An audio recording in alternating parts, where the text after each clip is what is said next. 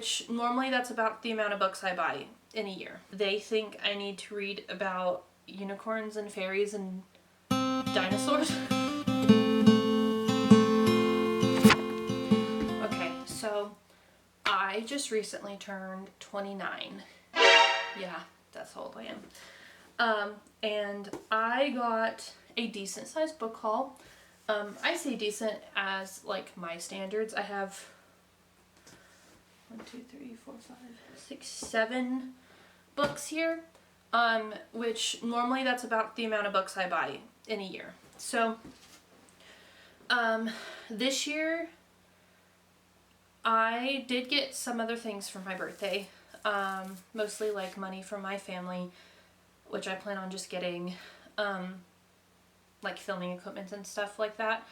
And then my husband got me this 4 terabyte hard drive that is like super durable and it's really fast and I love it. I'm so excited to start using it because transferring videos and editing them was just a battle and I hated it. And I would leave it for a day or leave my old one for a day to like transfer things over and it was not done by the time I got back. So that was very nice. I am very thankful for him and for that. But my kids were struggling to find books that they wanted to get me because they think I need to read about unicorns and fairies and dinosaurs because they're 9 and 7, so that's not exactly in my wheelhouse. Sometimes it is, but not in the way that they want. So they went with me to Barnes & Noble and we picked out a lot of books, a lot of favorites and stuff that I've had on my TBR or like digital TBR because I haven't bought them yet, but it's them things that I wanted to read. And I got to take home 5. Yes, 5 books. And 2 of these books, separate from the 5 that they got me at Barnes & Noble. I bought myself like right before my birthday because I had seen special editions at Walmart and I hadn't seen these books really anywhere else in something other than paperback. Not a big fan of paperback. I will buy them from certain authors, but I'd rather have hardback. So we're gonna start this off with these 2 honkers.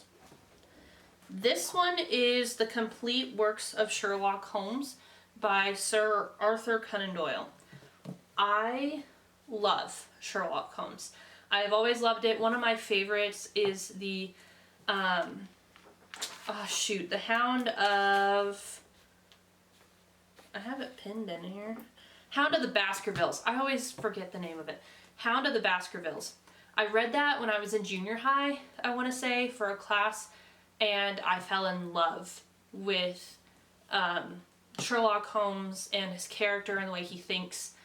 And so I have this gigantic, very shiny book that has all of his stories in it, and I'm so excited to start reading them.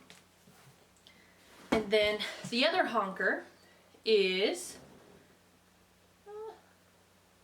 hopefully that's, yeah, there we go, is The Complete Works of William Shakespeare. So all of his poetry, I believe all of his poetry, but at least all of his plays. Yeah, plays and poems are all in this. And it's kind of written in the style of like I called it a Bible because of the way it is imprinted in here, but it resembles how his plays and stuff, I guess, were originally written. I don't know how true that is, but that's what I was looking up, is that's why his stuff is written like that. Or like playbills and how those were put out.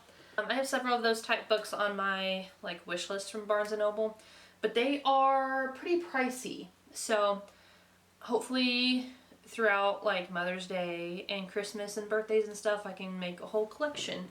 And this is my bookshelves right now. They're very messy, and the majority of them are unread because at one point in my life, I thought if I read the book, I can give it away because I'll remember it. That was a bad idea. I shouldn't have done that. So I have been keeping my books for like 15 years now. So these will be added to them. The next one is The Hound of the Baskervilles. And I already have this in the big one, but this is like a special edition of just this story in like a linen type hardback that Barnes & Noble has, and I really want to collect these classics. This is just one of my favorites, so I wanted this one as well as the full collection. But I'm also planning on getting some, is it Jane Austen? Yes, like Pride and Prejudice, stuff like that.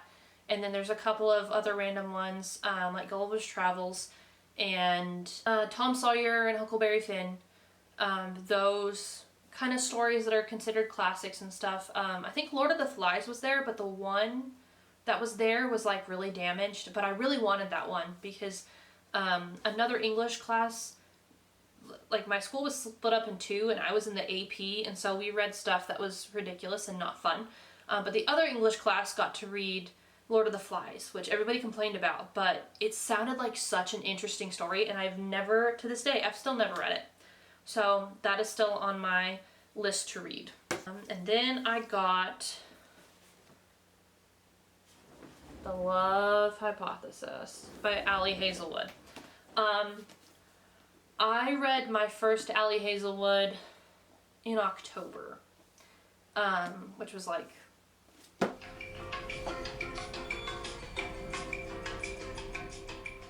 7 months ago. Fell in love. However, I read Bride. I was not prepared for the content of Bride. I thought I was. I wasn't. I had no idea what I was walking into.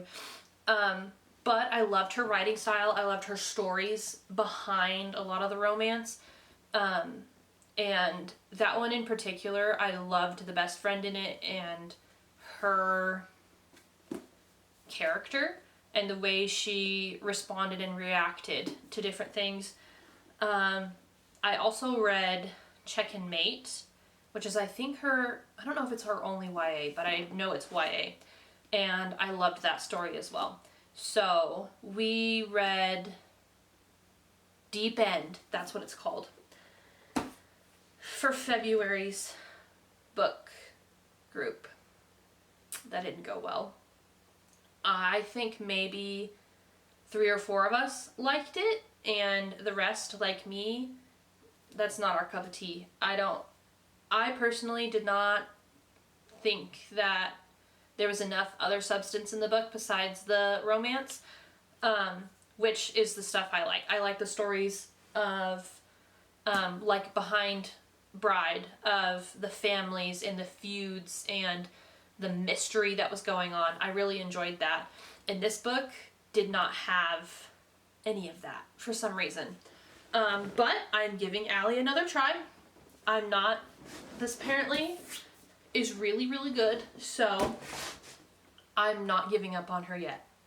Moving on, I got A Deadly Education. I do not know much about this book. I guess I can just read the back of it. I decided that Orion Lake needed to die after the second time he saved my life.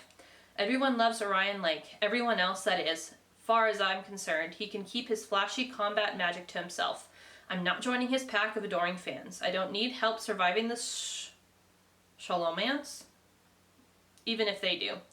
Forget the hordes of monsters and cursed artifacts. I'm probably the most dangerous thing in the place. Just give me a chance and I'll level mountains and kill untold millions, make myself the Dark Queen of the underworld. At least that's what the world expects. Most of the other students in here would be delighted if Orion killed me like one more evil thing that's crawled out of the drains. Sometimes I think they want me to turn into the evil witch they assume I am. The school certainly does, but the Shalomance isn't getting what it wants from me, and neither is Orion Lake. I may not be anyone's idea of the shining hero, jeez, but I'm going to make it out of this place alive, and I'm not going to slaughter thousands to do it either. Although I'm giving serious consideration to do just one. And I heard, I'm not sure if it was Rachel Catherine or Destiny Sidwell. Somebody had talked about it in one of their reading vlogs, and it sounded so interesting to me. And it's a fairly short read. It's only 300 pages-ish. And typically, I read books that are like this. So, this, so easy. Alright, next, we are getting into the books I bought for myself pre-birthday. Some people may think, oh, that's ridiculous, why couldn't you just wait? Because I could. I could buy it, so I did. This is Things We Never Got Over by Lucy Score. I've heard mixed things about this, and I decided that the pretty cover and sprayed edges were enough to convince me to try it. I really don't know what this is about, because the back says mistakes were meant to be learned from, overcome, they weren't meant to destroy. That's interesting to me. Okay, last book. This is The Extraordinary Disappointments of Leopold Berry by Ransom Riggs.